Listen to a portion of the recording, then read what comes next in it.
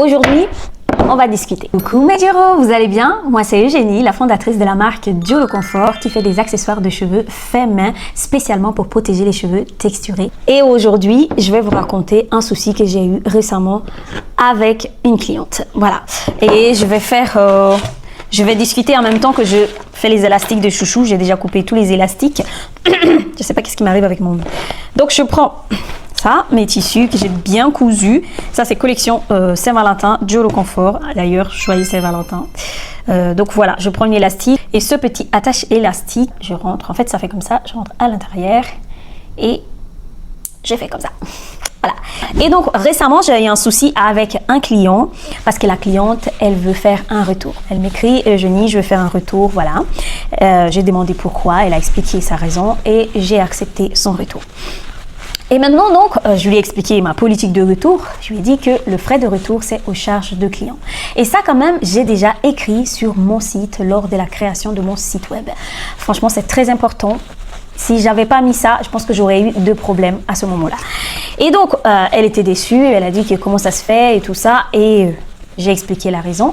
Et ici, en fait, sur cette vidéo, je vais vous expliquer quelque chose. Je ne sais pas s'il y a des entrepreneurs qui commencent à débuter sur leur activité dans cette vidéo, qui me regardent, mais le souci logistique, la livraison, c'est vraiment un gros souci. Pour trouver un bon transporteur qui te donne un bon prix alors que tu as une petite entreprise qui ne fait pas beaucoup de ventes chaque semaine, qui n'envoie pas beaucoup de colis, tu ne peux pas avoir un contrat avec beaucoup de réduction. Donc voilà. Et donc déjà, moi, lors de la création de mon site, c'est qui m'a choqué parce que je ne savais pas.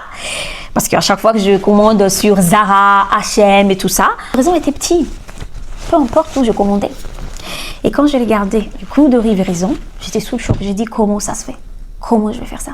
Parce que le coût de livraison est plus cher que le produit qu'on vend sur notre site. Donc ça, c'est problématique. Et maintenant, tu dois jongler, tu dois vraiment calculer comment ça sera rentable pour moi. Mais au final, il y a une partie de tes frais de livraison que tu dois prendre pour toi.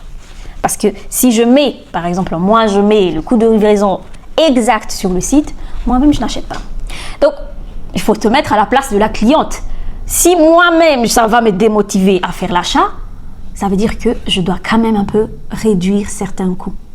Et donc, j'ai expliqué à la cliente qui, franchement, pour les petites entreprises, les petites enseignes qui viennent de commencer, qui viennent de débuter, qui n'ont pas beaucoup de commandes par semaine, qui n'envoient pas de commandes par mois, beaucoup de commandes, c'est compliqué pour nous de négocier un contrat chez les transporteurs.